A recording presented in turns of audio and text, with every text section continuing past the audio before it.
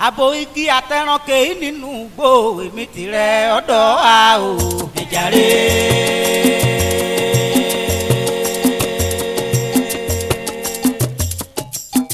Ẹ jàre o. Ẹ jàre o. Aboiki ateranke nínú igbó èmi tìrẹ ọ̀dọ̀ a.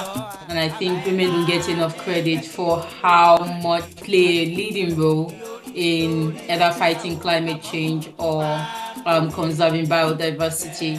And I think one of the most important things is that, especially for me being a woman and leading this all this effort, is that I can actually really recognize that the women in this community are valuable resource, and they are valuable not just in within their community in catering for nurturing the children and keeping the home together, but much more than that, they have a wider societal role, though more quiet than the male, but they have a wider societal role than every other group in the community. I think one of the important things I always say is women are by nature nurturers.